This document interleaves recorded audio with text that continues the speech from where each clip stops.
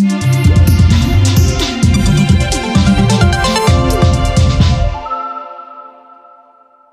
M. Thiam. Bonjour, bien. Est-ce que vous pouvez vous présenter à nos interventions? Je m'appelle Djibi Thiam, je suis professeur de mathématiques et coordonnateur de SOS Mathématiques. M. Thiam, quelle analyse avez-vous faite des résultats catastrophiques du bac de cette année? Oui, le résultat de cette année, c'est-à-dire qu'il faut jeter un regard sur les résultats des bacs des autres années. Et là, c'est très facile. Il suffit d'aller sur le site de l'office du bac.sn. Vous allez voir. Alors, si je commence à partir de 2011, on a eu un taux de résultat de 38,4. 2012, 38,8. 2013, 38,5. Mais 2014, 31,3. Alors, cela veut dire que, or, si j'ai pris ça, or là, si on regarde l'année 2012, c'est l'année où il y a eu 4 mois de grève. C'est l'année où on disait, voilà, Ouaddanak devait respecter la Constitution. Les gens sont allés en grève pendant 4 à 5 mois. On pensait que c'était même l'année blanche. Mais c'est cette année 2012 qu'on a eu les meilleurs résultats, 38,8. Donc la grève de 2012 n'a pas impacté sur le résultat de 2012. Mais il fallait attendre 3 ans, parce que ceux qui étaient en seconde en 2012, en première, ils sont venus en 2013. En 2014, ils sont en terminale. C'est pour cela qu'on a eu le pire des résultats en 2014. En 2014, on a eu 31,3%. C'est le pire des résultats de l'histoire du bac sénégalais. Parce que c'est cette année où, c'est en 2014. Donc la grève de cette année ne peut pas impacter sur le résultat de cette année. Maintenant, cela ne veut pas dire que ça ne va jamais impacter. Dans 2 ans, dans 3 ans, ça va impacter sur le résultat. Mais cette année, on ne peut pas associer la grève de cette année pour expliquer les résultats. Et si on regarde, les résultats, tous les résultats sont dans cette fourchette. Maintenant, la première tendance, premier tour, c'est entre 12 à 20%. Et aujourd'hui, si on prenait ceux qui sont au second tour, si eux tous ils réussissaient, ça va dépasser les 31% de l'année dernière. Donc déjà, on dit que les résultats sont catastrophiques, c'est vrai, c'est catastrophique, mais déjà, c'est mieux que l'année passée. Hein? Mais quand même, si on compare le Sénégal à d'autres pays comme la France, il dépasse la fourchette des 90%. En France, il y a 90%, le ministre chute, il perd son portefeuille. Mais au Sénégal, on est toujours dans la fourchette de 30%. Jusqu'à présent, le Sénégal, on n'a pas encore atteint la fourchette de 50%, ce qui est regrettable. Maintenant, ce qui explique ça, il y a plusieurs facteurs. Par exemple, si je prends ma discipline, les mathématiques, il n'y a pas assez de profs de maths, donc il y a une minorité qui est là, qui donne des cours. Il y a aussi une grande majorité qui est là, qui donne des cours, qui n'est pas spécialisée en mathématiques. C'est des économistes, c'est des physiciens. Et tantôt même, comme je l'ai dit tout de suite, il y a des fous qui enseignent les mathématiques. Alors, ceux-là qui sont là, s'ils corrigent nos élèves, donc à l'examen, même si tu trouves de bons profs pour enseigner tes élèves, pour former les élèves, mais à l'examen, tu n'es pas sûr que ceux-là qui vont corriger les élèves sont aussi bons que leurs professeurs. Ça crée toujours des problèmes. C'est ça le gros problème des examens. Et il n'y a pas de réclamation. Comme à chaque fois, les élèves sont là, ils cherchent à trouver des explications. Et ils contestent les notes. Ils vont à l'office de bac. Personne ne les écoute. Ils vont voir le président du jury. Personne ne les écoute. Et là, finalement, ils se contentent du bon Dieu. Ils sont là. Mais il suffit qu'on regarde leurs feuilles et on va se rendre compte qu'effectivement, ils ont été très mal corrigés. Beaucoup d'élèves échouent parce qu'ils ont été très mal corrigés. Beaucoup d'élèves échouent parce qu'on les a très mal formés. Donc il y a 2 problèmes de l'échec. Il y a la formation, il y a l'évaluation. Même si tu as un bon prof en classe, à l'examen, tu n'es pas sûr d'avoir un bon correcteur. Tu as vu? Ou bien tu as un mauvais professeur en classe, ou bien tu as un mauvais correcteur à l'examen. Et dans les 2 cas, ça joue sur le résultat en ce qui concerne les séries. Même les séries, elles. Il y a des choses, je ne peux pas dire ça ici, bon, ça se passe même dans mon entourage, je ne veux pas me créer des ennemis, mais il y a des choses qui sont très très alarmantes dans ce pays en ce qui concerne les mathématiques.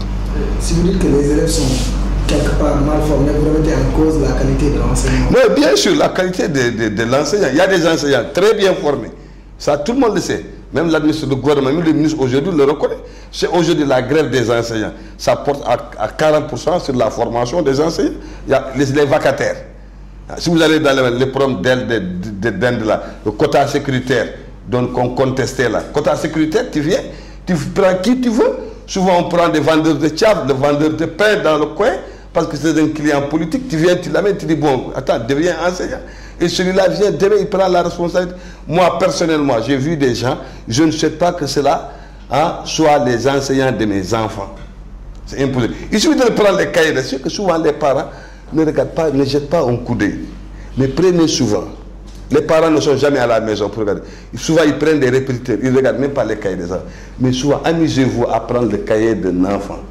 Et regardez ce que l'enseignant ou l'enseignante qui est de cet élève-là, ce qu'il écrit ou ce qu'il écrit. C'est catastrophique. Ce n'est pas le cas de tout le monde. C'est pour ça qu'on demande que l'État prenne ses responsabilités en formant ses enseignants. On n'a pas dit que ces enseignants ne sont pas bien. Ils peuvent avoir le diplôme académique. Mais peut-être qu'ils n'ont pas encore le diplôme professionnel. On ne peut pas jouer avec l'avenir d'un pays. On ne peut pas jouer avec l'avenir d'un pays. Voilà, maintenant, à côté de cela, bon, maintenant, il y a des choses qu'il faut corriger, ce système. Parce qu'aujourd'hui, on voit que les programmes n'évoluent pas. Les programmes qui étaient là après la colonisation, ce sont ces mêmes programmes qui sont là. Vous voyez, on continue d'enseigner les mathématiques comme s'il y a 30 ans, 50 ans. Alors que c'est pas. Aujourd'hui, l'accent est mis sur le savoir-faire. Vous prenez aujourd'hui les séries scientifiques. Les séries scientifiques. Combien d'élèves ont eu leur bac et sans même faire une seule expérience dans un laboratoire. Il y a des gens qui ne connaissent même pas le laboratoire. Tu vois des élèves qui te disent oxygène, l'eau, c'est hydrogène plus oxygène. Et tous les élèves du Sénégal le savent. Mais tu les mets dans un laboratoire. Tu dis, identifie-moi l'oxygène ou bien l'hydrogène. Ils ne peuvent pas le faire parce qu'ils n'ont jamais fait d'expérience. Et ils disent qu'ils ont le bac S. Vous voyez une autre fois. Si vous allez dans le lycée, le laboratoire, c'est devenu un dortoir. Pour les professeurs, un lieu où les gens prennent du thé. Dans le lycée, ça se passe comme ça. Notre éducation est trop axée sur la théorie. Pratique zéro. Et souvent, je le dis souvent quand vous prenez le cas de Keur Momar Sarr, ouais, on est obligé d'aller chercher l'expertise étrangère. C'est honteux pour un pays qui se dit, oui, on a formé tant d'ingénieurs et tout. Hein? Combien d'années après l'indépendance, on a un problème de tuyau, un seul tuyau, on va chercher. Alors qu'il y a des pays où, souvent, c'est des tsunamis qui viennent, qui dévastent non seulement des tuyaux d'eau, mais aussi les courants et tout. Mais en une semaine, 2 semaines, ils rétablissent tout. Nous, un seul tuyau. Et finalement, on va sacrifier même des vaches, des veaux, pour dire, voilà, c'est des djinns et ainsi de suite. Pour enlever les vis, nos ingénieurs se sont retrouvés dans les hôpitaux, parce que le tuyau a explosé. Lorsque les techniciens français se voulaient, ils nous ont fait 15 minutes pour enlever les vis. 15 minutes. Alors que nous, 3 jours, on était incapables d'enlever les vis. Nos techniciens et nos ingénieurs. Donc, il y a un problème de savoir-faire. Et souvent, je le dis, c'est honteux, quand on prend les produits de mathématiciens, on dit, oui, les calculatrices programmables sont interdites. Donc, on nous cantonne à rester avec des calculatrices qui datent du 16e, 17e siècle. C'est comme si on interdisait aux Sénégalais, on dit, maintenant, utilisez des portables, n'utilisez pas des smartphones. Vous n'avez pas le droit. Prenez les anciens portables, mais ne prenez pas ces portables modernes-là. Donc, on disait à nos élèves, non, non, non, restez ici, n'évoluez pas, ne progressez pas. Alors qu'en France, les élèves utilisent des calculatrices programmables et tout. Et ce sont ces Français qui sont les références. À qui la faute? Mais l'État, c'est l'État on doit changer les programmes. C'est ça, c'est pour ça que l'État est entièrement responsable de ces résultats. Vous, en tant que professeur, ne pensez-vous pas que les grèves ont aussi impacté sur Oui, les grèves, j'ai dit que si les gens vont en grève, j'ai dit plusieurs fois, moi je suis syndicaliste, mais pas un syndicaliste à ce point. Je suis un simple militant. Hein? Mais dans ce système aussi, il y a nos enfants, il y a nos neveux et tout. Mais je remarque que dans ce pays, on ne respecte pas les enseignants. Combien de fois il y a eu blocage entre les ministres et les enseignants, les gens ont demandé l'arbitrage du président. Ils ont demandé publiquement que le président les reçoive pour qu'il leur explique clairement. Mais quelques jours après, on voit des présidents recevoir des lutteurs au palais. Alors que les enseignants, pendant 2 mois, ont sollicité l'intervention qu'il soit reçu par le président refuse. Mais des lutteurs qui ne sont même pas demandeurs, on les amène à la télé, on les réconcilie au palais. Voilà. Donc, on ne peut pas dire que dans ce cas, c'est grave là. Donc, qu'est-ce qui te reste? Tu as demandé d'abord l'arbitrage du président. Tu as sollicité qu'on te reçoive pour que tu négocies. Personne ne te reçoit. Quelle est la solution qui te reste? C'est d'aller dans la rue. Ces grèves sont provoquées par l'État. On dirait que chaque année, l'État provoque les enseignants pour qu'ils aillent en grève, qu'ils perdent des jours, que les élèves échouent. On dirait que c'est sollicité, je ne comprends pas. Oui. Alors que souvent, c'est des petits problèmes. Il fallait tout simplement prendre des engagements, c'est tout. Il y a des élèves qui ont parlé d'épreuves qui étaient très difficiles en fait. Je peux citer l'exemple des mathématiques. Vous, en tant que professeur... Quelle série? Les mathématiques, ils disent qu'il y a les épreuves n'étaient pas à la portée des élèves en fait. Non, c'est ce que j'ai dit tout de suite. Les élèves d'aujourd'hui appartiennent à une société moderne. Ils ont l'habitude d'utiliser des logiciels, des applications et ainsi de suite. Mais à côté de cela, ils travaillent avec un programme qui est archaïque, qui est dépassé. Il faut qu'on apprenne maintenant à apprendre les mathématiques autrement. Sinon, ces mathématiques-là, c'est devenu un mythe, alors que les maths, ce n'est pas un mythe. Aujourd'hui, combien d'élèves, pas seulement d'élèves, combien d'individus ont appris des mathématiques? Tu sais, en France, il y avait une année, les gens, parce que à différents les pays développés, eux, ils font des études. Par exemple, il y a une année, ils ont fait des études, voir auprès des différents fonctionnaires de travail, voir les mathématiques que vous avez à apprendre. En quoi, jusqu'à quel degré ça vous sert? Ils ont remarqué que même les profs de maths, les mathématiques qu'ils ont appris, même le tiers n'est pas utilisé pour enseigner.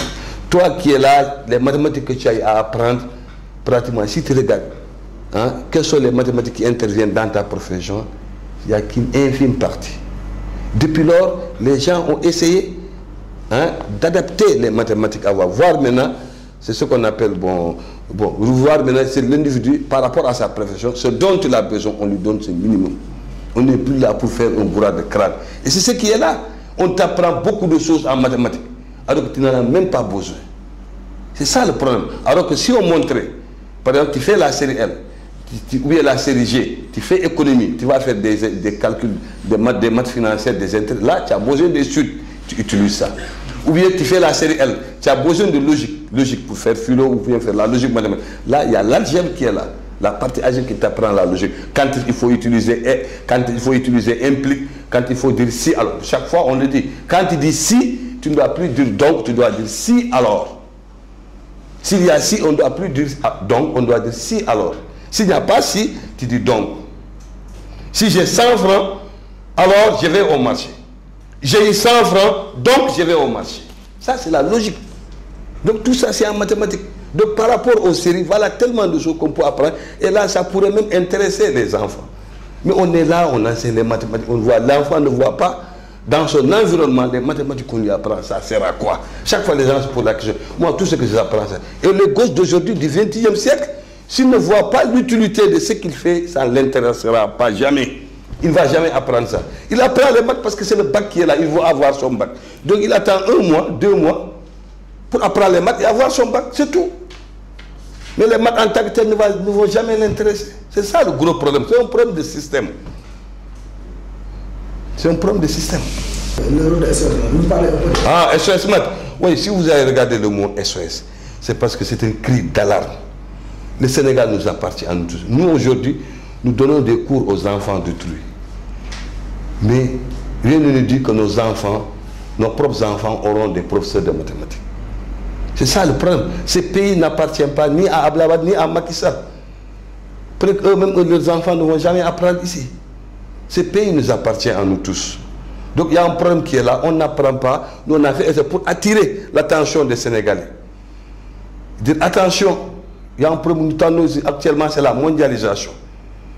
Actuellement, c'est la science qui a la... Si on veut être un pays émergent, il faut qu'on soit scientifiquement armé. Et cette science, maintenant, sa base, c'est les mathématiques. Il se trouve qu'aujourd'hui, les profs de maths, maintenant, il y a une ouverture des filets. Les gens, quelqu'un qui fait mathématiques, il peut aller devenir ingénieur en informatique. Il peut aller devenir ingénieur en télécommunication. Donc, au lieu de rester ici dans l'enseignement, regrouper des miettes, il va aller là-bas, il va gagner des millions. Du coup, il y a une véritable saignée dans l'enseignement des mathématiques. Et maintenant, les autres qui sont là, les économistes, puisqu'il y a trop d'économistes, ils sont confrontés à un problème de chômage, il y a une reconversion, ils deviennent des profs de maths. Ils deviennent des profs de maths. Et première conséquence, c'est ce que je disais, moi je suis de Bakel, Première conséquence, ces gens qui deviennent des problématiques, ils ne peuvent pas enseigner, entretenir la série S1. Donc du coup, dans les lycées, les séries S1 disparaissent. Tu vas à Bakel, là où j'habite, il n'y a pas de S1. C'est S2. Donc ça veut dire que moi, si j'étais là à Bakel aujourd'hui, je ne serais jamais professeur de mathématiques. C'est ça le problème. Donc, c'est des problèmes très sérieux que les gens doivent prendre. Sinon, c'est dans 20 ans. Vous avez vu, j'ai dit la grève de 2012, la longue grève de 2002, 4 mois, son effet a eu lieu en 2014, l'année dernière, 31%. Et pourtant, personne n'a réagi comme c'était. Heureusement, je suis fier de vous. Parce qu'au moins vous organisez, tout le monde vous organisez des débats très sérieux, vous en parlez. Le problème de l'éducation, c'est un problème très très sérieux. Aujourd'hui, il y a beaucoup d'élèves qui échouent. Beaucoup d'élèves demandent des réclamations. Ils ne savent pas là où aller. Ils vont à l'office, ils vont aller voir le président. Ils vont voir le président, je dis non, non, je ne peux rien. Vous voyez, c'est grave. Et là, je suis convaincu qu'il y a beaucoup d'élèves qui ont échoué parce qu'ils ont été très mal corrigés. Moi, j'en suis convaincu. Mon dernier mot, bon, ce que j'ai dit, le problème de l'éducation, ce n'est pas parce que moi je suis enseignant que le problème de l'éducation, ça ne concerne que l'enseignant. Demain, toi, si tu n'as pas d'enfants, tu es appelé à avoir des enfants, tu as des parents qui ont des enfants. Donc prenons ce problème-là très sérieux.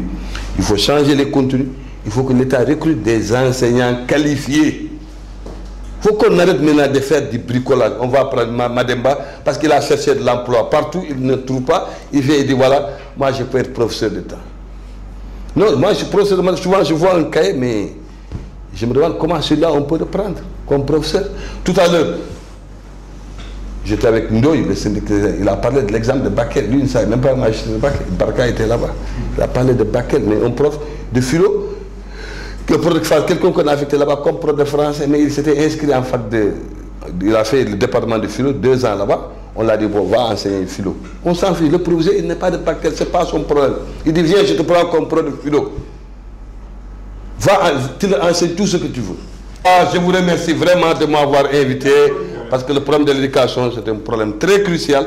Chaque jour, ces pays, on parle de politique, on parle de religion, on parle de Gamou, on parle de Magal. Hein, il est temps qu'on prenne aussi des problèmes là. C'est vrai, le problème de l'eau, mais il y a aussi le problème de la vie sur Terre, ici. Ce monde ici-bas, avant qu'on aille là-bas, qu'on règle les problèmes ici. Et vraiment, le problème de l'émergence, je pense que ça commence d'abord par l'école sénégalaise. Le problème de l'éducation de nos enfants. Et aujourd'hui, nous savons tous que les enfants d'aujourd'hui, nous tous nous réclamons, ils sont très mal éduqués. Aujourd'hui, la lutte est en train de prendre le pas. Vous avez vu sur l'école sénégalaise. Il y a l'école de la lutte. Nos enfants, parce que sur tous les cahiers, non, ce n'est pas le seul problème. J'ai oublié de le signaler là-bas. Regardez, sur les cahiers, on met des lutteurs. Je vous remercie beaucoup de m'avoir invité, voilà, hein, sur un problème aussi crucial et aussi important que le problème de l'éducation de notre pays.